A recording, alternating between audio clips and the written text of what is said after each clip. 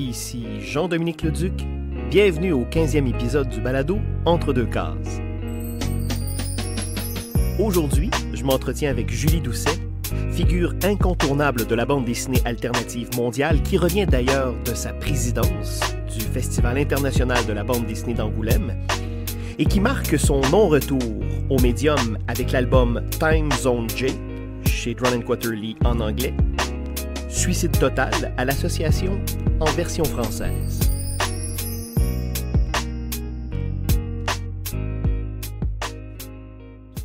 Julie Doucet, salut. Allô.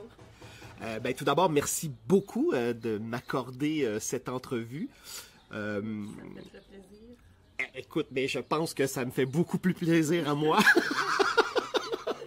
Du fait que... je pense que je vais aborder la discussion sur ce point-là.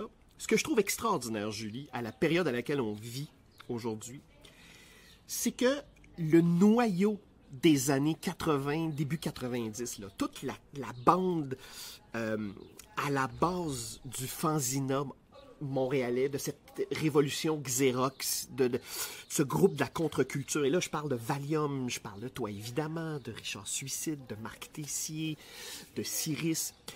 Ce qui est extraordinaire, c'est qu'alors que vous avez pendant longtemps pratiqué vous avez œuvré dans une sphère très confidentielle, parce que le fanzine s'est imprimé puis ça disparaît, c'est éphémère. Ce qui est extraordinaire en 2023, c'est que vous êtes non seulement tous encore actifs, mais vous êtes au sommet de votre art. Ouais. Et ça, c'est quand même incroyable. Pour moi, c'est un moment unique qu'on vit, en tout cas dans l'histoire de la bande dessinée québécoise. Puis ce qui est fou, c'est que vous avez encore toute cette fougue de la jeunesse-là. C'est incroyable. Ouais. Alors, est-ce que comment te sens-tu aujourd'hui, en 2023, Julie Doucet? Puis, bon, autrice de bande dessinée, mais moi, j'aime mieux dire artiste, parce que pour moi, ta pratique, elle est multiple. Ouais. Alors, tout d'abord, comment te sens-tu comme artiste en 2023? Comment ça va, Julie Doucet? Ouais, ça va. Le mot fougue était peut-être un peu fort. Parce que Ouais. je me sens un peu au ralenti. Là. C'est pas comme si je publiais un livre chaque année. Là. Ça a pris je sais pas combien d'années avant que j'en ressorte un. Ça a pris quand même 2 ans et demi Ouais, de faire ce livre-là. Mais Julie, on va t'attendre, c'est correct. En fait, ce qui est extraordinaire, et c'est fou, il y a plusieurs gens, en fait, qui ne t'attendaient plus. Ouais. Alors, quand on est... puis d'ailleurs, comment crée-t-on, je veux dire, par rapport à ton plus récent album, Suicide total, et là, on va en parler plus longuement, mais tout d'abord, ce livre-là est d'abord intitulé en anglais Time Zone J, J. publié chez Drun & Quarterly, donc en 2022. C'était un peu la surprise, dans le sens où, en tout cas, on ne s'attendait pas à du nouveau Julie Doucet dans une forme narrative telle que le livre est. Alors, comment travaille-t-on quand on sait que, dans le fond, les gens nous attendent plus? Ouais, ben là, c'est sûr qu'avant de faire ce livre-là, j'avais fait un retour au dessin. J'avais fait beaucoup de dessins, beaucoup de portraits avant. C'est que j'avais recommencé à dessiner, mais ça ne me tentait pas de refaire du dessin comme je le faisais avant. Donc, je m'étais... Et quand tu dis comme avant, là? Comme la bande dessinée comme je le faisais avant. Oui. J'avais envie de me réinventer. Donc, j'avais repris des livres d'anatomie. Je voulais vraiment casser mes vieilles habitudes, ce qui fait que j'avais pris des piles de magazines du genre National Geographic, puis j'ai fait des tonnes j'ai copié des personnages, j'ai fait des tonnes de portraits, j'en ai des carnets pleins. Fait que je pourrais faire un livre juste avec ça. Fait que c'est un projet en soi qui n'est pas publié. Puis après ça, éventuellement, c'est ça, j'ai entamé, j'ai fait un carnet de foule comme ça, qui m'a donné l'idée de faire quelque chose de narratif avec ça. Puis je traînais cette histoire-là depuis des années que j'ai essayé d'écrire en roman, en scénario de film, en tout cas. Puis, Et finalement, se retrouver le chemin euh, du 9e art. C'est drôle parce que cet album-là, Suicide Total, serait paru 20 ans plus tôt, qu'on ne l'aurait pas considéré comme de la bande dessinée. non, c'est ça. Ouais. D'ailleurs, le journal que tu avais fait pour Drawn and Quarterly et Ouais. l'association, à l'époque, quand on lit les recensions, les critiques, là, c'est Julie Doucet a abandonné la bande dessinée. Et tu te dis, non, t'as peu, là. Le journal, c'est une séquence narrative illustrée. C'est juste qu'il n'y a pas les phylactères, c'est juste qu'il n'y a pas les cases, il n'y a pas le gaufrier. Mais la bande dessinée, c'est aussi un art qui est multiple. Oui, mais encore récemment, il y a quelqu'un qui m'a dit que. Quelqu'un du milieu de la bande dessinée qui m'a dit qu'il y a des gens qui considèrent pas ça encore comme de la bande dessinée. Moi, ça me tue vraiment.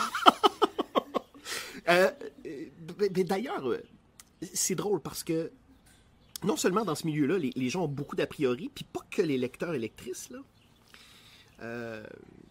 Mais je vais utiliser surtout lecteur parce qu'il y a vraiment une chasse gardée, là, et il n'y a qu'à fréquenter les médias sociaux, ce que je conseille pas trop, pour se rendre compte qu'il y a des gens qui sont très, très virulents à l'endroit de certains auteurs parce qu'ils reprennent un personnage classique. Puis c'est comme si la Terre était pour exploser, alors qu'on se dit il y a des choses beaucoup plus graves dans la vie que ça, hein, que quelqu'un qui reprend les Schtroumpfs.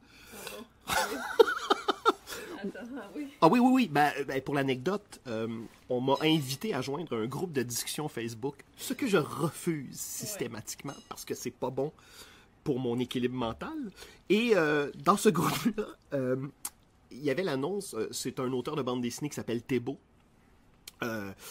qui est un illustrateur vraiment dont la production est majoritairement comédique. Alors, c'est des personnages avec des gros nez, et c'est très con, c'est très drôle. Et là, il reprend, il fait un one-shot des Schtroumpfs. Et là, scandale. On n'a pas le droit de faire ça à Peyo. Mais j'ai mis un Schtroumpf sur mon affiche d'Angoulême. Oui. Avec Et une cigarette puis qui ressemble à René Lévesque. Oui, c'est vrai. Est-ce que t'as reçu des menaces en ligne? Est-ce que t'as eu des Non. plaintes? Ben non, je me tiens pas sur Facebook. Ben non, ben tu fais bien, Julie. Ouais. Mais tout ça pour dire qu'on vit dans un monde où les gens s'offusquent qu'un auteur dont c'est le travail dans la vie reprenne un personnage. Personnage avec lequel, d'ailleurs, les descendants de Peyo ont fait beaucoup plus de pognon avec les produits dérivés, les films. Mais là, tout à coup, parce qu'un auteur le reprend, alors là, lui, c'est une pute. Alors, il y a beaucoup encore de... Je trouve qu'il y a encore beaucoup, beaucoup de résistance dans ce milieu-là. Et donc, cette résistance-là, tu me confirmes qu'il y a encore des gens qui considèrent que, par exemple, ton plus récent album, Suicide Total ou Time Zone J, la version anglophone chez Drawn and Quarterly, c'est pas de la bande dessinée. C'est comme si la bande dessinée, ce n'était qu'une seule chose. Comme si la peinture, c'était une seule chose, que la danse, c'était une seule chose. Ouais. Mais la beauté de la chose, c'est que toi, j'imagine que tu es assez imperméable à tout ça, à toutes ces choses-là. Complètement, oui. C'est une très, très bonne chose, ça, pour ton équilibre, chère Julie. Alors, évidemment, moi, ma réaction de lecteur, quand j'ai vu passer, justement, un statut de Drawn and Quarterly qui annonçait Time Zone J, j'ai eu la même réaction, en fait, que lorsque Valium, en 2018, lorsqu'il a reçu un prix au Festival de Québec, OK. il avait fait une allocution incroyable, incroyable, et il avait annoncé qu'il reprenait Nit Nit à l'époque, ce qu'il a fait l'année suivante. OK. Et c'était incroyable. On se disait, my God, Valium qui revient à Nit Nit. Alors là, tu sais, Julie qui revient à la bande dessinée, encore là, pour moi, tu l'as jamais quitté, mais ça, c'est un autre sujet. Mais donc, les réactions fusaient de partout, là. Les gens allaient se mettre sous la dent un nouveau livre de Julie Doucet. Pourquoi? Et là, tu me l'as dit, donc, cette histoire-là, qui est une histoire qui remonte à la fin des années 80, qui est un récit biographique. Donc, c'est une histoire que tu as portée en toi longtemps et que tu as cherché à sortir à travers différents médiums. Ouais, ben c'est ça, c'est une histoire, encore une fois, autobiographique. Moi qui m'étais juré de plus jamais raconter de telles choses, qui me met en scène moi-même. Encore une fois, je m'étais juré de plus jamais faire ça, mais... Et d'ailleurs, tu l'affirmes à la toute première page de l'album, et je te cite, c'est une promesse brisée, là, dès la première page. Je m'étais juré de ne plus jamais me dessiner, et alors là... Ouais, je suis 1000 fois dans ce livre-là, mais il fallait bien. Enfin, c'est parce que aussi, c'est que je représente pas du tout l'histoire que je dessine, donc je suis bien obligée. Ben, je suis bien obligée. En tout cas, je me dessine moi raconter l'histoire. Parce que je dessine pas ce dont les autres personnes dont si je raconte pas l'histoire. Oui, c'est-à-dire que... Je ne représente pas l'histoire que je raconte, il n'y a pas de décor, il n'y a rien. Non, et d'ailleurs, c'est une expérience de lecture très particulière parce que le lecteur, lectrice et lecteur sont invités à lire de bas en haut. Ouais. Est-ce que, tout d'abord, question purement technique, est-ce que tu as dessiné de bas en haut? Oui, parce que le dessin est complètement improvisé. Donc, je pars du bas de la page vers le haut. Ce qui est très étonnant de cet album-là, c'est qu'à une époque, tu disais « je ne dessinerai plus », et là, on ouvre cet album-là, et tout l'espace est occupé. Ouais. Alors là, c'est vraiment magistral. Alors, on se dit... Alors moi, comme lecteur, je me suis dit, est-ce qu'il y avait là un trop-plein? Est-ce que c'était un plaisir de renouer avec ses outils de travail? Est-ce que c'était le plaisir de retrouver le dessin dans cette forme-là? Pourquoi avoir créé graphiquement une... Parce que c'est une fresque. Ouais. C'est vraiment une fresque, là. Ouais. D'où est venue l'idée et pourquoi? L'idée de la fresque, de la foule... Quand j'étais petite, j'adorais dessiner des foules. J'ai des dessins comme ça de quand j'étais petite. Ah oui? Oui. Alors ça, c'est vraiment le point de départ. C'est drôle parce que Julie, généralement, les enfants, là, quand ils dessinent, ils vont dessiner 1, 2 personnages. Ouais. Et toi, déjà jeune, tu dessinais des foules. Oui, disons à 10 ans. Ben oui, c'est jeune, 10 ans. Ouais, OK. Oui. C'est assez particulier. Je les ai gardés, ces dessins-là. Pour vrai? Oui. Oh! Oui, puis ils sont plein de personnages c'est complètement différents qui font des trucs débiles. En tout cas. Oui. Alors, puis j'ai repris mes instruments que j'utilisais au début quand je faisais de la bande dessinée, ce qui est des rapidographes. Alors, oui, OK. Ça, c'était un plaisir pur de retourner au dessin avec ça. Et est-ce que pour toi, il y a eu une période d'adaptation? Hein? Quand on reprend une discipline, ou en tout cas, qu'on reprend une activité là, physique, là, et là, dans ce cas-ci, le dessin au rapidographe, est-ce que c'est la fameuse phrase « c'est comme le vélo, hein, on rembarque là-dessus puis on repart » ou il y a eu une période d'adaptation? Oh non, c'était comme dans mes pantoufles.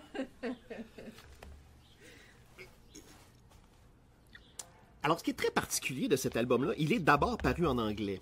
Ouais. Est-ce que toi, tu l'as écrit en anglais? Non, en français. Tu l'as écrit en français. Mais c'est parce que à ce moment-là, à l'association, qui est mon éditeur, c'est qu'on travaillait déjà sur un énorme projet qui était Maxiplot. Oui. Puis aussi, c'est que avec eux autres, ça faisait très longtemps que je n'avais pas présenté un nouveau projet, puis la gang était complètement différente. Alors, j'attendais de voir comment ça allait se passer avec eux autres, avec Maxiplot, avant de proposer autre chose. Ce qui fait que la version anglaise est apparue en premier à Drawn and Quarterly. OK. C'est pour ça. Et est-ce que c'est toi, à ce moment-là, qui as fait la traduction? Oui. OK. Le lettrage, tout. OK. Oui. C'est un job. Alors, dans le fond, pour quelqu'un qui effectue, et là, j'utilise les guillemets, un retour, alors là, il a fallu que tu repasses dans le matériau parce qu'il faut reletrer tout ça. En fait, j'ai fait la traduction avec de Tracy Wren. Ouais. Une des rédactrices, une des éditrices à Drawn and Quarterly. OK.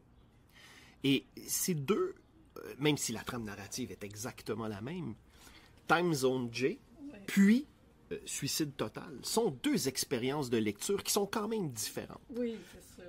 Tout d'abord, l'objet, le titre aussi. Ça, c'est intéressant, le titre, parce que Time Zone J, bon, on comprend que les fuseaux horaires, c'est 24 fuseaux horaires qui sont tous représentés par une lettre.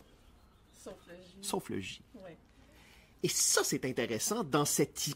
Parce que bon, c'est une histoire autobiographique, c'est une histoire... C'est une relation qu'on pourrait définir un peu complexe entre une relation amoureuse... Oui, ben, au début, c'est une relation épistolaire. Épistolaire, oui. Ouais, mais l'intime finit par s'inviter dans cette relation-là. Ouais. Et donc, ce titre-là est très, très intéressant parce qu'il réfère à cette relation épistolaire-là, à distance. Hein, il y a quand même un océan qui vous séparait. Alors que, dans le titre en français, Suicide Total, ma question est la suivante. Ouais. Parce que, partant du constat que, pour moi, Julie Doucet n'a jamais arrêté de faire la bande dessinée, donc je ne parle pas du retour de Julie Doucet. Pas que ça porte malheur au livre. Alors, est-ce que Suicide Total, le titre en français, c'est pas une espèce de boutade de Julie Doucet qui fait comment contrecarrer cette idée de retour? Ben, appelons ça Suicide Total. Comment ce titre-là est venu? Ben, c'est parce que Suicide Total, ben, c'est parce que ça représente bien l'époque des années 80. Ça, c'était vraiment l'atmosphère du livre, de la relation. Puis à l'époque, on tripait tellement sur ce genre de littérature-là, ce genre de musique-là, des trucs assez sombres, assez ténébreux. Bon. Ben, c'est le relent du New Future, puis du punk, puis que tout est mort, puis que c'est terminé. Aussi, là. Ouais. C'est que à peu près en 89, 87, 88, 89, en tout cas, ces époques-là, j'avais fait un film Super 8 qui s'appelait Suicide Total, mais que j'ai jamais terminé.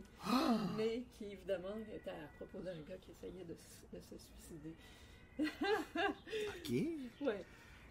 Mais j'ai gardé la bobine, je l'avais fait transférer sur un DVD, ce qui fait que j'ai pu la visionner. Mais franchement, c'était quand même un bon début. J'avais un bon acteur, il faut dire. Là, ah oui, est-ce qu'on... Qui? Dre, qui apparaît de temps en temps. Ah oui, oui, voilà, c'est ça exactement. Oui. Ouais. Ben, qui est dans New York Diary. Oui, c'est ça. Oui. OK. Ouais, fait que... oui, puis sur le même thème, j'avais fait des collages un peu. J'ai l'impression que j'avais dû vouloir peut-être faire un fanzine qui s'appelait Suicide Total, mais j'ai une couple de collages sur le thème du Suicide Total. Fait que c'est un peu un thème qui est revenu. Puis aussi, quand j'avais voulu faire quand j'avais voulu faire cette histoire-là sous forme de roman, mais je l'avais appelé Suicide Total. Alors. OK, parce que dans le fond, ce titre-là peut être interprété de la manière suivante, c'est que dans cette correspondance-là, dans cette histoire d'amour à distance, on sent très bien dès le départ que ça va mal finir. Là. C'est écrit dans le ciel. Est-ce que tu racontes une histoire qui finit bien? Bon, évidemment, si on raconte l'histoire d'une fille dont tout va très bien dans sa vie, et qu'elle se lève le matin, et qu'elle a une superbe journée, elle se couche le soir, puis elle dort d'un sommeil du juste, c'est un peu ennuyant. Oui, c'est ça. Mais, ceci dit, moi, en embarquant dans ton livre, je suis allé relire New York Diaries parce que c'est aussi une histoire. Et c'est une histoire. C'est une histoire de couple c'est une histoire amoureuse qui dérape à un moment donné. C'est un autre genre. Puis, tant du point de vue graphique que du point de vue de la structure narrative et du point de vue de la nature même de l'histoire. Oui, puis des sentiments. Oui, aussi, tout à fait. Mais en même temps, pour moi, ces deux albums-là se répondent. Il y a quelque chose, il y a une espèce de fil qui dans le temps qui connecte ces deux albums-là, pour moi, même malgré leurs nombreuses différences. Mais je sens moins de retenue dans Suicide Total. Et c'est peut-être dû à l'aspect graphique. Il y a une telle générosité dans le dessin. Ouais. C'est fou. C'est fou. Je me suis senti, moi, comme lecteur, tellement gâté, tellement privilégié. Alors, ça, c'est bon à entendre. Et l'association, qui ne fait jamais les choses comme les autres, Ouais. hein, cette structure éditoriale française-là, on fait un objet complètement différent de celui publié chez Drawn & Quarterly, qui est un album classique, là, reliure allemande. Bon. Ouais. Mais c'est un peu une histoire un peu spéciale. Avec l'association, il y a eu un peu un malentendu avec l'imprimeur. Pardon? OK. En fait, il voulait bel et bien faire un livre accordéon Ah comme oui? ça, un Leporello, Ouais. qui appelle en France. Un Leporello, ouais. Donc, Ouais. un livre accordéon qui se Accordéon déplie. comme Ouais. ça, oui. Sauf que quand ils ont fait un devis avec l'imprimeur, qui était un imprimeur italien, sauf que l'imprimeur italien avait compris qu'il fallait imprimer des deux côtés de la feuille quand il fallait imprimer d'un côté de la page seulement. Ce qui fait que quand ils ont fait le devis, ils ont donné un prix pour un livre qui allait être 2 fois moins épais puis qui allait prendre 2 fois moins de papier. Éventuellement, ils s'en sont rendus compte, mais là, après, mais c'est sûr que imprimer d'un seul côté de la page, l'épaisseur, en tout cas, ça prenait 2 fois plus de papier, le livre allait coûter 2 fois plus cher. Oui, puis là, pas besoin de rappeler aux auditrices, aux auditeurs qu'il y a une crise dans le milieu du papier, que ça coûte très cher. Ce qui fait que en tout cas, ce qui fait que le tirage a été diminué de moitié. En tout cas, l'association a décidé de le faire quand même tel quel, là, même si tout à coup, ça allait devenir un livre de luxe, là, pratiquement. C'est un livre événement. C'est plus qu'un objet pour moi, Julie. C'est un livre événement. Oui, c'est ça. Mais là, aussi, là, il va y avoir un deuxième tirage, puis le deuxième tirage, mais ça ne sera pas, malheureusement, évidemment, ça ne sera plus un livre accordéon comme ça. Donc, ça va devenir un collector. Oui. Mais la deuxième édition, ça va être un livre conventionnel, mais d'un autre côté, ça va être un livre qui va être accessible. Ouais. Oui, parce que le prix, évidemment... je ne sais pas, au Québec, j'avais parlé avec la représentante chez le distributeur, puis je sais qu'il n'y a pas énormément de copies qui sont... Non, ben c'est ça. Je pense qu'il y en a une centaine qui sont rentrées au Québec. Le livre se détaillait à 125 $. Mais ça vaut chaque centime, ce livre-là, Julie.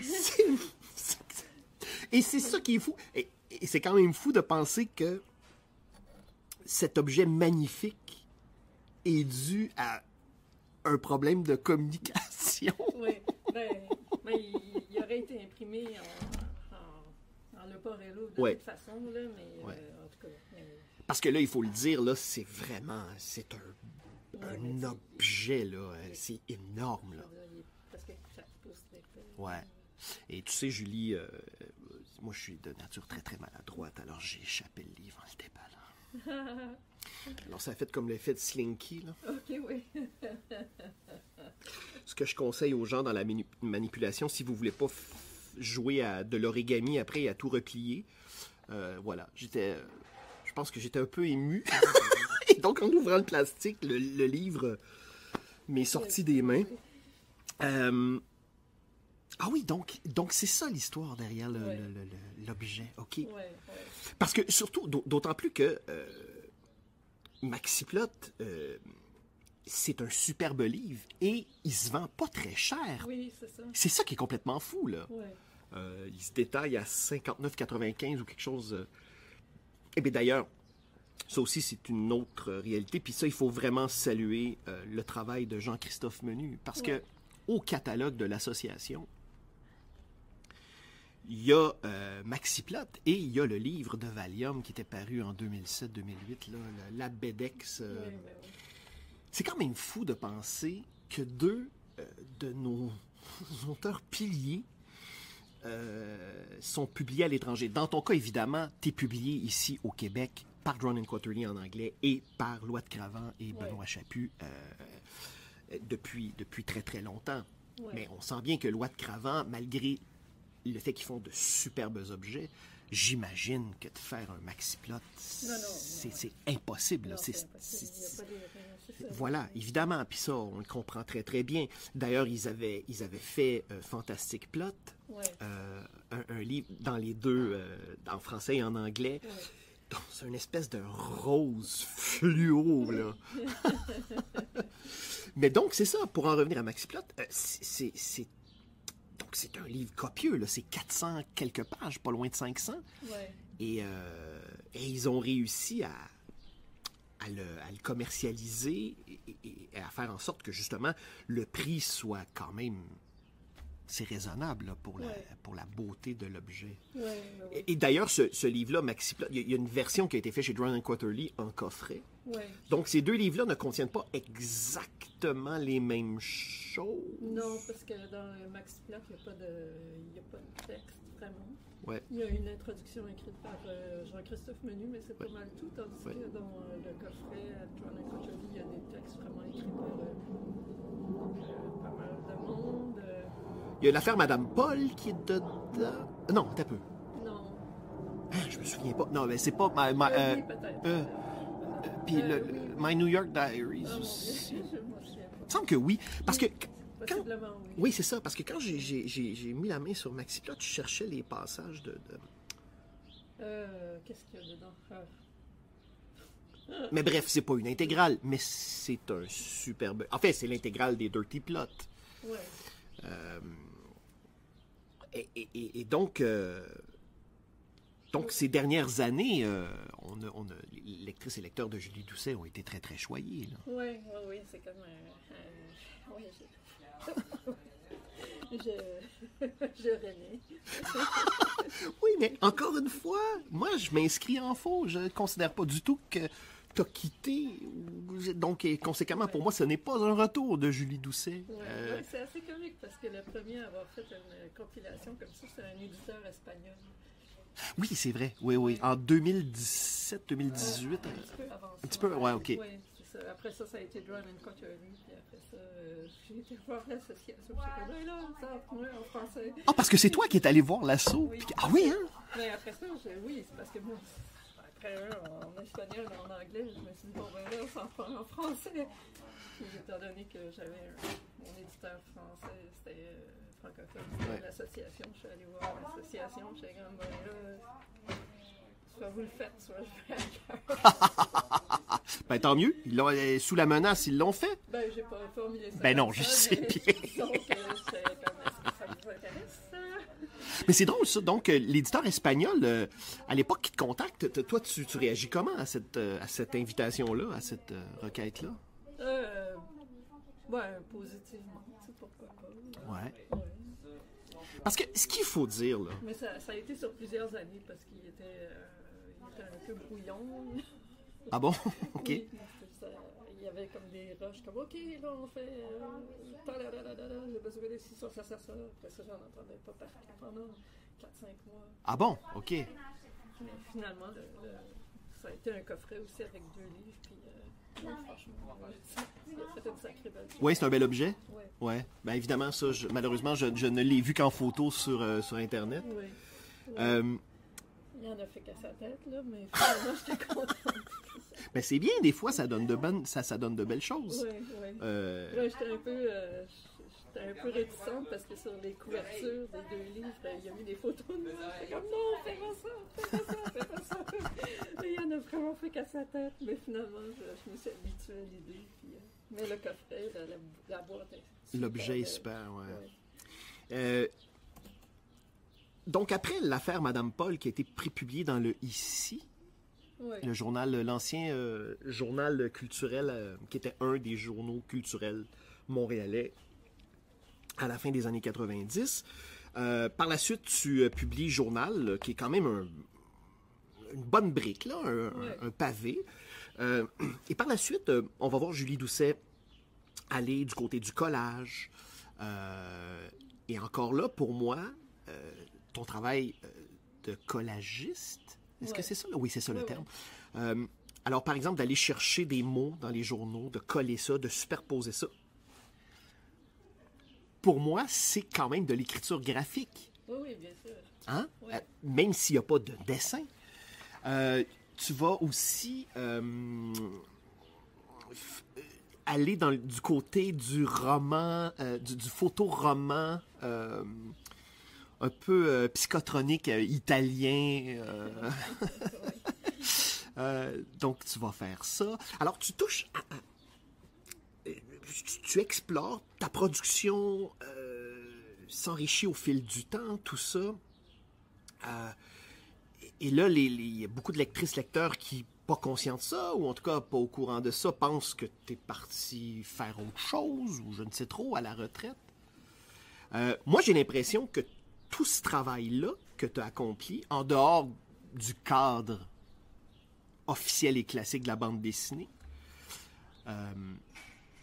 moi, je constate que ça a beaucoup enrichi ta pratique. Parce que quand on lit Suicide Total, le rapport à l'espace est très, très différent dans ton dessin. Il y a superposition, mais en même temps, l'œil du lecteur, de la lectrice, circule sans heure. Il y a quelque chose d'organique. Ouais. Ça peut donner le vertige au point de départ, mais à aucun moment on se sent largué, on se sent perdu. Pour moi, ton travail de collagiste, je suis convaincu que ça a contribué justement à solidifier ce retour, regarde, tu vois, je le dis. Ben, en fait, ce retour à une forme plus classique de dessin, dirons-nous. Je sais pas. En tout cas, il y a quelque chose de très généreux dans le dessin. Ouais. Et on est très, très, très heureux que tu brises cette promesse-là dès la première page. Ouais.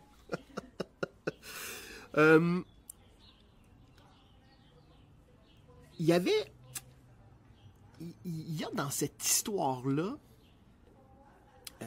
Suicide Total, il y a quelque chose de très pudique. Alors que le dessin est très, très généreux, on sent beaucoup de pudeur par rapport à la manière dont tu racontes cette histoire-là. Ouais. Ben, c'est parce que...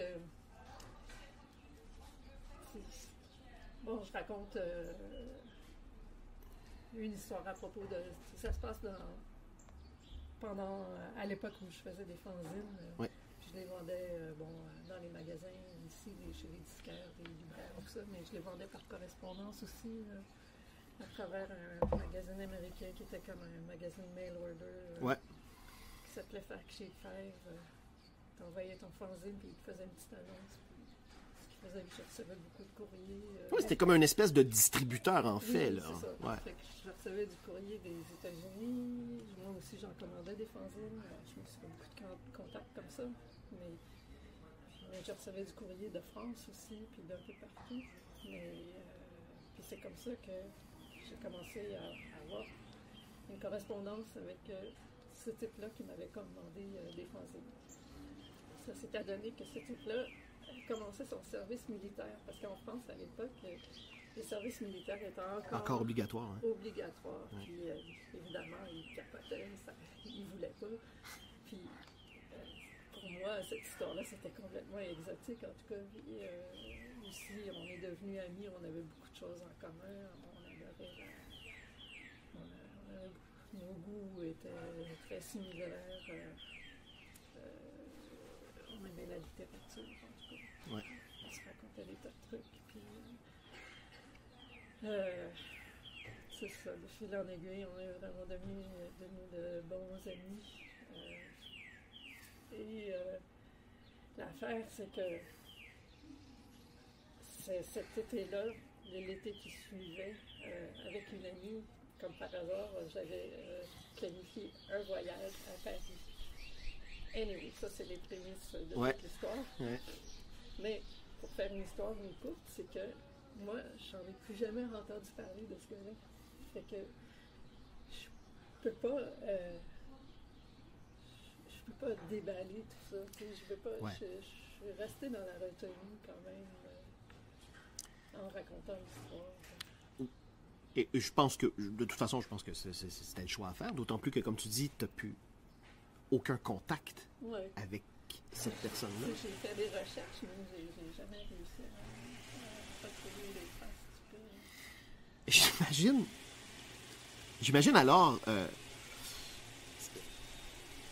si jamais il est encore vivant et qu'il a mis la main, ou en tout cas qu'il a pris connaissance de ça, ça doit être quand même assez particulier.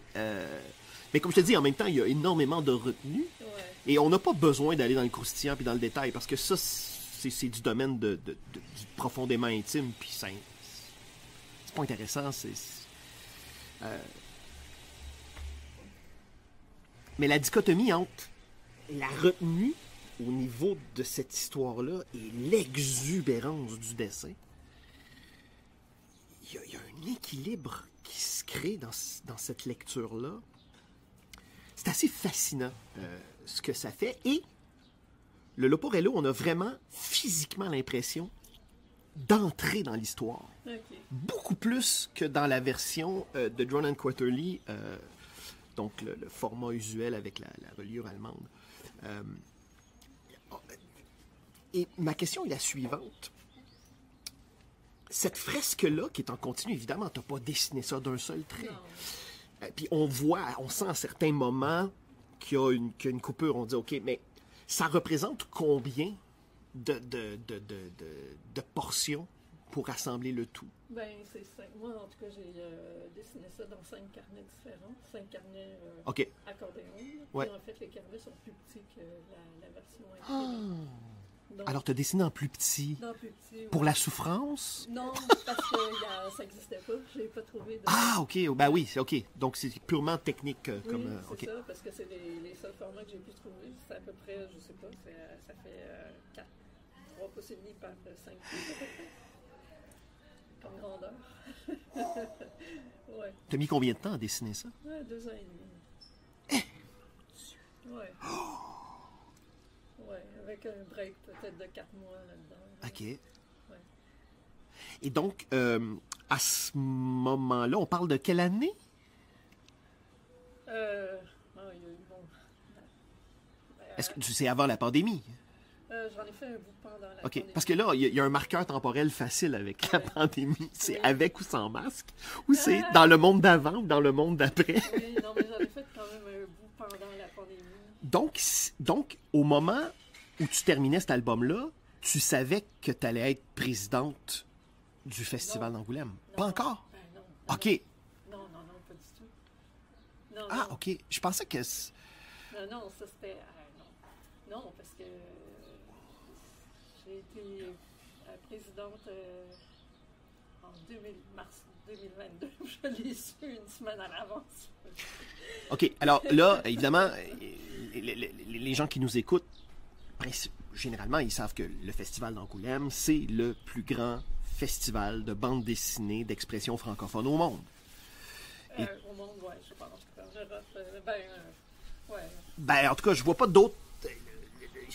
ailleurs dans le monde, un festival de cette ampleur-là, francophone. Oui, francophone. Ah, oui, voilà. Oui. C'est le mot est important. Oui. Alors, tu es sacrée présidente de la 50e édition du plus grand festival 49e, oui.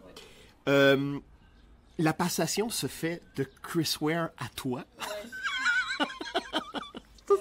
C'est incroyable. Et Chris Ware, on le savait déjà, si on est lecteur-lectrice de Chris Ware, à quel point il a de l'admiration pour toi. Et c'est de voir cette espèce de... Ben oui, OK. Alors, tu me le confirmes, mais c'est de voir cette espèce de géant un peu gêné, qui on sent toute l'admiration qui te voue. Et là, il passe le flambeau. C'est un moment magique. Je veux dire, on recule 15 ans, 20 ans en arrière, ici au Québec. Jamais personne n'aurait pu penser qu'un jour, il y aurait un artiste québécois. Tu me dis ça, moi. Et en plus, tu es une des rares femmes. Parce qu'il y a aussi cette dimension-là. Puis on ne reviendra pas dans évidemment, dans l'omniprésence des hommes de ce milieu-là, mais il faut quand même le souligner, le festival d'Angoulême, et puis au fil des années, il y a eu beaucoup de levées de boucliers, avec raison d'ailleurs, mais ça a beaucoup été un affaire de gars. Oui, clairement, oui. Et là, d'avoir une Julie Doucet qui va, comme tu disais tantôt, dessiner un schtroumpf avec une clope, qui publie un livre qui s'appelle Maxiplot, tu fais « Wow! Ouais. Incroyable! » Mais la publication de ce livre-là, à l'automne, qui a attiré vraiment beaucoup d'attention. Ouais. J'ai eu beaucoup d'articles dans les journaux. Ça a dû quand même avoir pas mal au fait que... Ben, d'un autre côté, c'est vrai que c'est les auteurs qui veulent. Oui, puis c'était pas la première fois non plus. C'est pas juste en France non plus. Non, puis c'est pas la première fois que ton nom circule, là. Ouais. C'est pas la première fois non plus, là. C'est pas... Donc, pour moi, c'est pas surprenant. Pour moi même, c'était quelque chose de naturel. Ton travail a eu une telle incidence sur des générations d'autrices et d'auteurs. Je pense que j'étais la seule à être vraiment surprise. Ah oui, hein? Donc, toi, là, on te contacte, on te dit ça, ta réaction, c'est? J'étais catastrophée. Catastrophe, mon Dieu, OK. Oui, c'est parce que, OK, on était 3 femmes en nomination. Oui. Ça, c'était déjà là, mais c'était... J'en revenais juste pas. Oui. Parce que les femmes sont à peu près jamais en nomination. Non. Puis les 2 autres femmes, c'était des Françaises. Alors je me dis que c'est pas moi qui va gagner, c'est sûr, parce que, bon, c'est des Français. Dans ma tête, c'était des Français qui votaient pour la plupart. Alors, puis, je savais qu'en France, tu sais, la bande dessinée s'est pris tellement au sérieux. Je savais que, tu sais, si tu gagnes le prix, mais tu sais, c'est les spotlights garantis. Fait que ça me tentait moyennement. Ouais. Alors, quand j'ai reçu un email le matin, puis l'éditeur qui me dit c'est toi qui as gagné, j'étais comme oh my god, non. Non. Non. Ouais, mais tu pouvais pas refuser ça. Non, je pouvais pas. Je pouvais pas parce que j'étais. Ben, pas parce que tant que ça, j'étais une femme, parce qu'on était 3 femmes. Ouais. Mais parce que j'étais la première Canadienne. C'était un cas d'exil, même pas au pôle Nord, parce que c'était au Canada, mais. Aïe, aïe. Et là, à partir du moment qu'on t'apprend cette nouvelle-là, qu'est-ce qui se passe par la suite? Parce que il y a quand même des activités protocolaires qui se rattachent à cette fonction-là. Là. Non, il n'y avait pas tant de choses que ça. Non? À part la remise du prix. À part de siéger comme membre du jury. Non, OK. c'est ça. Il n'y avait pas. Non, il y avait juste beaucoup d'interviews et ce genre de choses-là. Et encore une fois, je ne veux pas parler de retour, mais de revenir sous les projecteurs. Mais d'une manière complètement extraordinaire dans tous les sens du terme. Là, parce que là, Julie Doucet, tout à coup, là, il y avait des entrevues, il y avait des papiers, il y avait... Ouais. Alors qu'on sait très bien que tu n'es pas forcément quelqu'un de très porté à chercher la lumière des projecteurs. Alors évidemment, de remporter pareil honneur, ça te ramène vraiment sous les projecteurs. Tu as vécu ça comment? Mais ça s'est bien passé parce que j'étais bien accompagnée par mon éditeur, l'association. J'étais toujours avec un de mes employés. OK. Comment appeler ça? Pas attaché. Ouais, attaché de presse. Ouais. Non, pas. Whatever, en tout cas. Ouais, relationniste, Ouais, ish. Ouais. Qui s'occupait de moi. Fait que, qui était là un peu comme rempart. Puis, Comme garde du corps aussi? non. Mais ça s'est vraiment bien passé. Et là, évidemment, tu as eu droit à une exposition, évidemment. Oui, ben, c'est ça. Là, il fallait que je fasse l'affiche. Ouais. Ben, en fait, ce que je savais pas, c'est qu'à chaque année, maintenant, il y a 3 affiches. Oui. Ah bon? Oui. Fait que... Mais 3 affiches, il y a une affiche pour... Mais la personne qui gagne fait une affiche, mais il y a toujours 2 autres personnes qui font une affiche. Ah oui, OK. Je pensais que toi, tu avais produit 3 affiches Non, différentes. non. OK, c'est ça. OK, oui, c'est bon. Oh, C'est ça. OK. Fait qu'il fallait que je fasse une affiche, mais Ouais.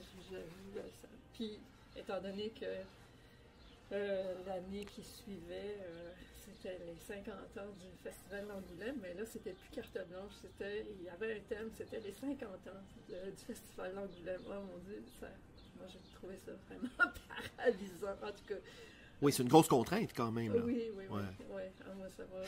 Mais en même temps, tu as réussi, mais tu as fait du Julie Doucet 100% pur jus, là. Oui, oui, mais c'est ça, j'étais incapable de dessiner, mais vraiment complètement incapable. Ce qui fait que j'ai fait l'affiche en collage, surtout. J'ai intégré des petits dessins à gauche, à droite, mais c'est du collage.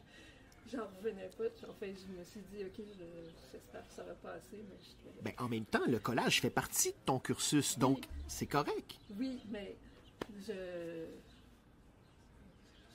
vraiment pas sûre que ça allait passer. Ah, ben Mais écoute, ça- bon, évidemment, on va en revenir aux vieux génieurs, là, ce que je les appelle, moi, les bas bruns. Ouais. Hein, ces espèces de chasseurs de dédicaces-là, là, qui sont... ben, que ça implique les bas bruns, là. Bon, évidemment, eux, peut-être qui ont manifesté un désaccord et tout ça, mais la réaction générale, quand l'affiche a été publiée sur les médias sociaux, les gens ont fait... Ouais. La réaction était quasi unanime, là. Ouais. Et je pense que le contraire aurait déçu. C'est-à-dire que pour moi, encore une fois, c'est une affiche. C'est du Julie Doucet pur jus. Dans tout ce que t'es. Et qui résume tes différentes pratiques aussi.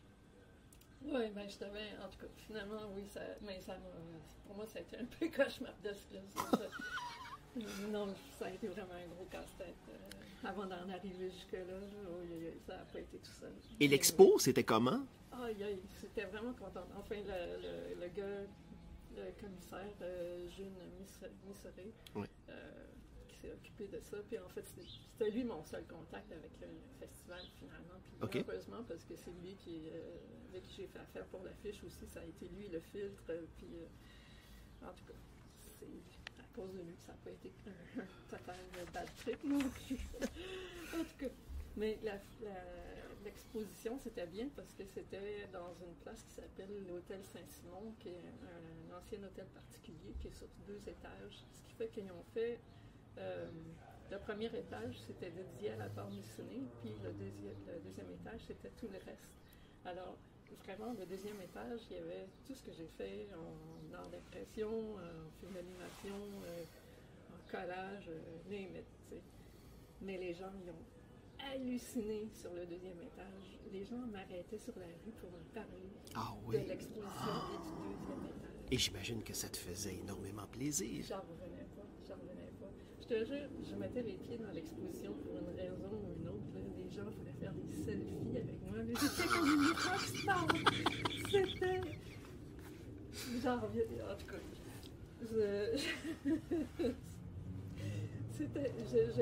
cette année, là, à Angoulême, c'était comme x2 comparé à l'autre année. Moi, je pensais que l'année où j'étais comme en nomination, Ouais. là, je pensais que c'était le pic, puis que c'était ça. Et c'était rien, ça. Mais c'était rien. Cette année, c'était multiplié par 2. Nous, les internautes, on a vécu cette expo-là, puis cette gouvernance-là, un peu grâce à Marc Tessier et à ses reportages photos. Marc Tessier, d'ailleurs, qui s'était muni d'un téléphone intelligent et qui a fait ses premiers selfies. Alors ça, c'était extraordinaire, c'était délicieux. Mais au-delà de ça, merci Marc Tessier, parce qu'il a...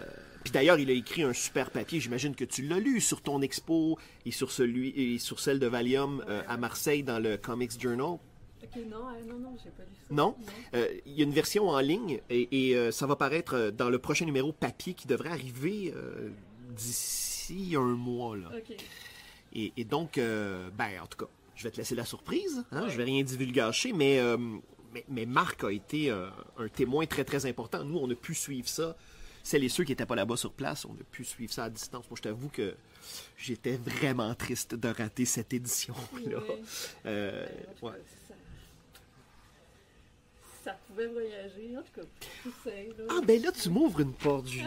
Alors, je vais l'enfoncer, cette porte-là. Et j'espère qu'il y a des gens à l'écoute qui vont allumer. Et au risque de radoter, je vais le dire encore. Les institutions au Québec dorment au gaz. Ouais. Comment se fait-il qu'en 2023, il n'y a pas une institution muséale qui achètent et qui se constituent d'un fonds d'originaux, de bandes dessinées. Et comment se fait-il qu'il n'y a pas un musée québécois qui n'offre pas une exposition? Mais là, je ne parle pas d'une exposition rabibochée avec des cure-pipes puis des bâtons de popsicle. Là. Je parle d'une vraie exposition à la hauteur du talent et de l'importance de tout un chacun, chacune. Oui, ben, il y a le Musée des Beaux-Arts qui avait fait une exposition autour de la pastèque. Oui, oui, pour le 15e anniversaire, tout à fait. Il y a eu le Musée de Québec en 98, qui était, la commissaire était Mira Falardeau. Ouais. C'était sur la bande dessinée québécoise. Mais là, je parle pas d'un événement... Oui, c'est sûr que ça ne rentre pas dans les galeries, ça ne rentre pas dans les centres d'artistes. Non, ça, c'est sûr, pas ici, pas ici. C'est vraiment dommage, parce qu'on a non seulement le bassin nécessaire pour ça, on a une histoire conséquente au Québec, en termes de production, en termes de talent. Et ton exposition est celle de Valium qui était présentée à Marseille, où on a reconstitué l'atelier de Valium. C'est quand même pas banal. Et tu te dis, comment se fait-il que personne ici allume? Comment se fait-il qu'on est tous assis, celles et ceux qui n'ont pas pu se rendre là-bas, là, on est derrière notre écran, puis on regarde des photos, des photos sur des iPads ou sur des ordinateurs, puis on se dit, ah ben oui, c'est bien, j'aurais aimé ça voir ça. Comment se fait-il que ça ne vient pas au Québec? Évidemment, il y a des coûts. Tu sais, l'exposition de Valium, ça impliquerait de mettre ça dans un container, d'embarquer ça sur un bateau. Évidemment, il y a des frais, mais il y a des subventions pour ça. Il y a de l'argent qui dort au gouvernement. Et si on veut vraiment être sérieux au Québec et se dire que la bande dessinée est un médium à part entière, ben il faudrait être conséquent, là. Et moi, tu sais, ton exposition, Julie, j'aimerais ça la voir en vrai.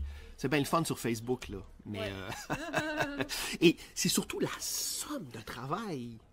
Tu sais, monter une exposition, les gens comprennent pas à quel point, quand on est commissionnaire, c'est un boulot de dingue. Et pour les artistes aussi, qui font l'objet de l'exposition. Évidemment, toi, tu as été appelé à collaborer avec cette personne-là étroitement. C'est pas t'envoies tes trucs puis arrange-toi, là. Oui, non, pas tant que ça. Mais... Ben non, il y a un échange, il y a un partage, il y a des communications. Aussi, regarder tout ça. Et, ah ben oui, à ton atelier. Oui, ben mon atelier chez moi. Ben c'est ça. J'ai pas d'atelier. Alors là, Julie, suite à Angoulême, suite à l'apparition et de Maxiplot et de Suicide Total, Time Zone J, qu'est-ce qui attend Julie Doucet? C'est quoi la suite? C'est quoi le prochain chapitre? Ben, c'est ça. Je suis pas si rapide que ça. Là. Je suis pas... OK. Alors, je vais te poser la question autrement. Tes envies, ce serait quoi? Aïe, aïe. Ah. Mes envies. Oh, mon Dieu. Ouais, ben là, c'est parce que... tout ça, c'est pas mal de stock. Ben, j'imagine qu'il faut prendre c'est quelque chose à gérer, je veux dire, ça a été tellement d'attention, puis je pensais pas que ça aurait autant de conséquences. J'ai l'impression de ce que j'avais pas à faire avant, mais maintenant, j'ai l'impression d'avoir une carrière à gérer, en tout cas. Ouais. Fait que, ouais. Est-ce que tu as l'impression, Julie, parce que ton travail a eu une telle incidence sur le milieu, tu sais. Sans Julie Doucet, pour moi, il n'y a pas de Julie Delporte. Ou en tout cas, c'est différent. Il n'y a pas de Geneviève Castré. Il n'y a pas... Pour moi, Julie Doucet, c'est... Comment je pourrais dire? Julie Doucet, c'est plus que la possibilité de changer, de révolutionner les choses. Quand tu dis des choses comme ça, c'est exactement ce que je pense de Henriette Valium. Ah oui, hein? Ouais. Henriette Valium a débuté quelques années avant toi. Ouais.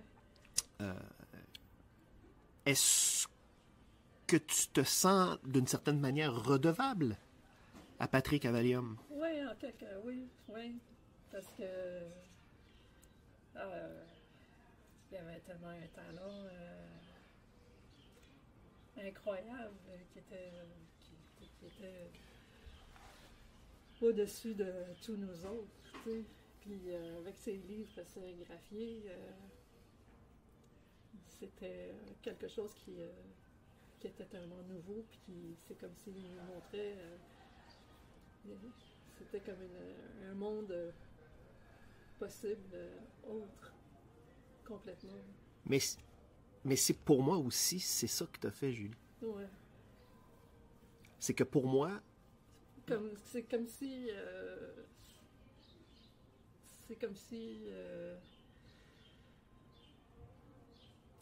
je sais pas si j'aurais continué s'il n'avait pas été là pour parce que il y avait quoi, il y avait rien à l'époque, il n'y avait pas faire des petits fanzines photocopiés, c'était correct, mais sinon il y avait ces livres à lui qui étaient incroyables. ouais. Il y avait cette espèce d'univers qui était assis entre l'art actuel. C'est que ça dépassait largement le cadre de la bande dessinée, en tout cas classique. Oui, c'est ça. C'était une autre voie. Il y avait comme une brèche dans le mur. Mais en même temps, Valium, c'est des bases classiques. Ouais. C'est ça qui est fou. Tu sais, Tintin est omniprésent dans son œuvre. Oui, puis ses peintures étaient extraordinaires. Il y avait du collage là-dedans. Ouais. Ça, j'aurais tellement aimé ça, voir ça dans l'exposition qu'il y avait à la Maison de la Culture Frontenac. Ah, tu l'as pas vu? Ben oui, j'ai vu Ah oui, ok. l'exposition, mais il n'y avait pas cette Ah non, peinture-là. mais ouais, alors, et tu sais, Dieu sait que Sylvia, sa conjointe, a travaillé fort pour essayer de... Mais pour moi, il faut plus grand, il faut voir plus grand, il faut allouer plus d'espace. Puis quand je parle d'espace, c'est physique, mais c'est l'espace du cœur, c'est l'espace mental, c'est ouvrir les perspectives. Parce que c'est ce que Valium a fait, c'est ce que tu fais. Tu sais, pour moi, Julie, puis c'est très, très personnel ce que je vais te dire, là, mais moi, je lis de la bande dessinée depuis que j'ai l'âge de 5 ans, mais à la fin des années 80, j'ai commencé vraiment, bon, au milieu des années 80, je lisais et du Franquin, je lisais du Spirou, j'avais une obsession pour Franquin, et je lisais du comics de super-héros. OK. Bon. Et de fil en aiguille, je suis allé dans des événements et des petits événements, et là, je suis entré en contact avec votre production, à vous autres. Et là, moi, à l'époque, j'étais un fin adolescence. Il y a comme... La conjoncture est parfaite. Et là, je vous découvre. Et là, je découvre Julie Doucet. Et pour un gars qui est né dans un milieu catholique, élevé par des femmes, de surcroît, avoir accès à tes albums, d'être confronté à... Puis quand je dis confronté, c'est très positif tout ça, mais tout l'aspect rêve dans ton œuvre, et que là, c'est une fille qui parle, et qui parle de manière décomplexée de sa vie. Hey, pour le petit cul Cato, moi j'ai été servant de messe, Julie. Là. OK? J'étais dans un scout. Là. Fait que tu comprends que le choc, quand je lis Dirty Plot, il est immense. Il y a comme le troisième œil qui ouvre. Non seulement comme lecteur de bande dessinée, j'étais profondément bousculé, mais comme gars aussi. Parce que là, tout à coup, il y a une fille qui me parle de ce qu'elle ressent, de ce qu'elle est, puis c'est niaiseux, mais moi, j'ai pas accès à ça, parce que j'ai pas grandi comme ça, parce qu'on m'a pas donné ces clés-là. Parce que pour moi, on m'a élevé en me disant, faut que tu respectes les filles. Ouais, mais respecter les filles, ça veut dire quoi? Ouais. Puis on me disait ça parce que je viens d'un milieu où les femmes ont souffert. Puis après ça, je suis allé dans une école de théâtre entouré de femmes. J'ai toujours évolué toute ma vie dans un milieu féminin. J'ai des filles, j'ai pas des gars. Ouais. Ouais. Okay. Mais donc, tout ça pour dire que pour moi, les Dirty Plots, ça a été un choc, puis ça a été une manière de m'éduquer. Ça a été vraiment une prise de conscience un pont entre les genres. À une époque où, là, rappelons-le, là, Internet n'existe pas. Puis, tu sais, les cours au secondaire, cours de sexualité, c'était pas grand-chose, là. Tu sais, c'est ça, là. J'en avais même pas. Ben, bon, moi, je dis que j'en ai eu, mais, tu sais, ça a duré 5 minutes. Je vais toujours me souvenir. C'était le professeur qui nous avait expliqué comment mettre un condom. Et il avait mis ça sur une espèce de truc de la forme de. Oui. Et le condom avait sauté dans les airs. Et il a perdu le contrôle de la classe. Et mon cours d'éducation sexuelle se résume à ce 30 secondes-là. D'accord. Alors évidemment, mais de me rendre compte que c'est niaiseux, là. Mais que les femmes aussi, ils peuvent... Parce que les femmes aussi ont une sexualité assumée.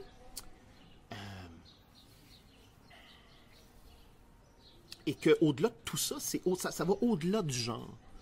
Et d'avoir une voix, d'avoir un référent.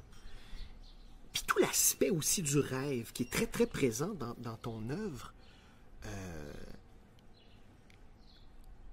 C'est ça, moi, comme jeune lecteur, je me suis senti complètement aspiré. Et j'ai l'impression, évidemment, que je ne suis pas le seul. Tu sais, quand on lit, par exemple, New York Diaries, on a un peu les coulisses de tes débuts.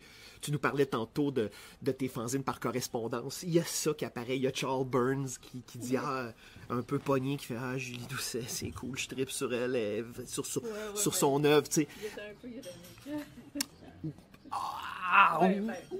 Non, moi je pense que Charles Burns, comme vis-à-vis, là, d'artiste à artiste. Non, c'est-à-dire, il faisait. Mais évidemment, il y a ce côté-là aussi, mais. Oui. Mais tu sais, pour moi, Julie Doucet n'a pas eu seulement une incidence sur les autrices et sur les femmes en bande dessinée. Pour moi, Julie Doucet a eu une incidence. Point.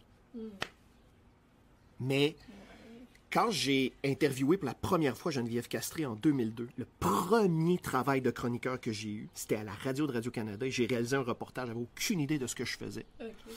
Et c'était avec Geneviève Castré qui avait 17 ans, je pense. Écoute, elle était toute petite, là. Je pense qu'elle venait de sortir son premier 45 tours. Non, elle était plus vieille que ça. Attends. En tout cas, la musique, c'était tout à fait récent parce que, je me souviens, j'étais chroniqueur à Bande à part, à la radio de Radio-Canada, qui était une émission musicale. Ouais. Puis on m'avait engagé comme chroniqueur BD. Ouais. Alors évidemment, moi, j'ai fait, ben là, il faut que je parle à Geneviève Castré parce que c'est la rencontre des deux médiums. Oui. Non, elle était plus vieille que ça. Elle était plus vieille que ça? OK. Oui. Mais, et puis bon, j'étais pas très vieux moi non plus, là, mais j'avais l'impression d'être face à une gamine, tu sais. Ouais.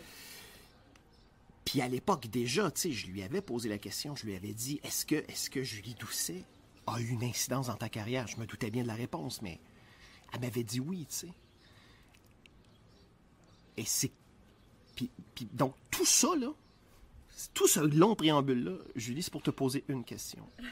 Est-ce que tu sens que tu as eu à porter ça? Est-ce que tu sens que tu as eu une responsabilité en tant qu'artiste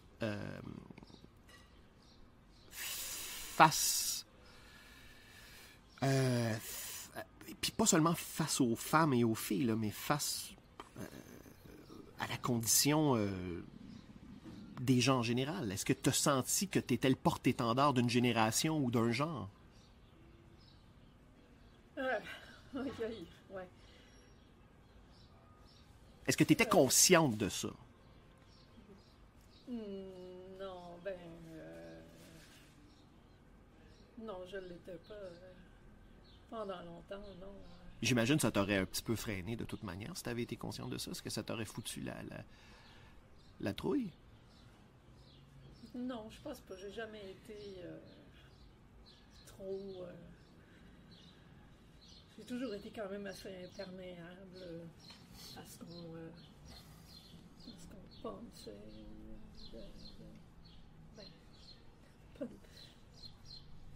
Je veux dire, je me laisse pas être trop influencée de ce que pensent les gens de mon travail par rapport à ce que je veux faire par la suite. Là.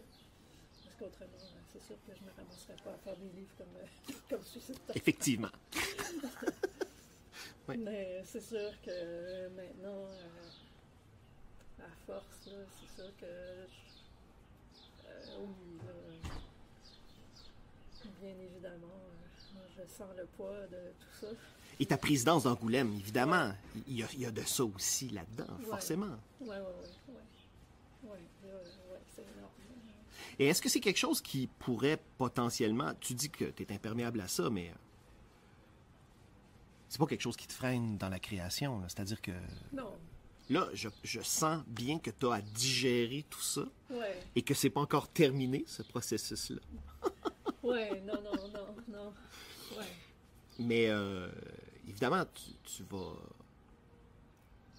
Je veux dire, il y a un matin où tu vas te lever puis que tu vas te dire, bon, ben ça y est, c'est... Oui, il va y avoir autre chose, mais il y a tellement de pistes différentes, mais ce que je trouve...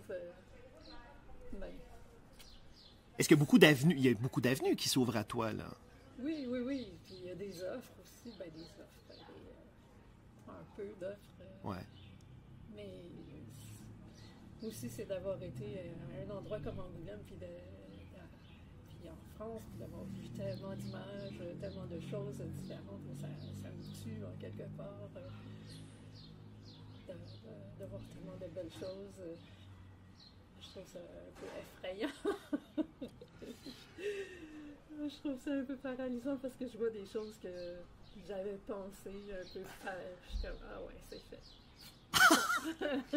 Oui, en même temps, Julie, on n'invente rien. Maintenant, non, je sais, tout est dans la manière de l'aborder dans sa sensibilité propre. Là. 1,5 million de choses qui sont juste là, il y en a plein, il y en a une tonne, ça me fait capoter.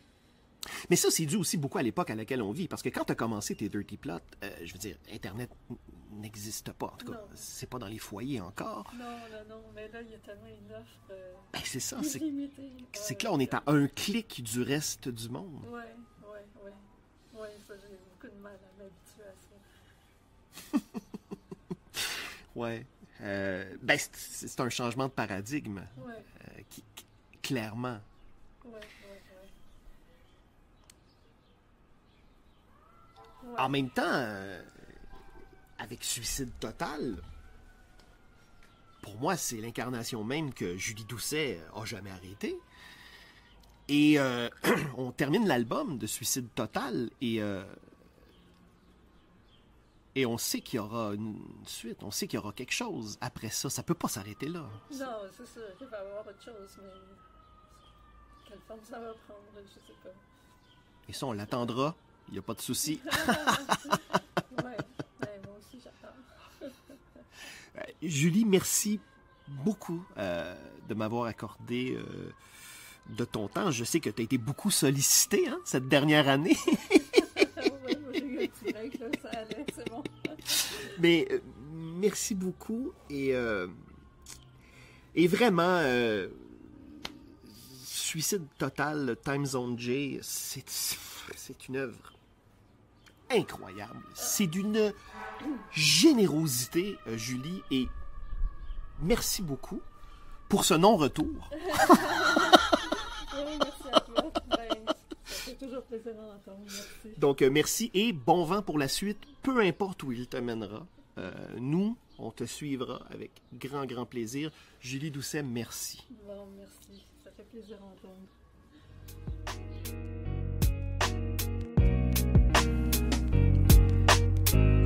Pour suivre Julie Doucet, rendez-vous au juliedoucet.net. Indicatif sonore, Xavier Pinchot. Pour nous suivre, rendez-vous au rss.com/podcast au pluriel, entre deux cases. À bientôt.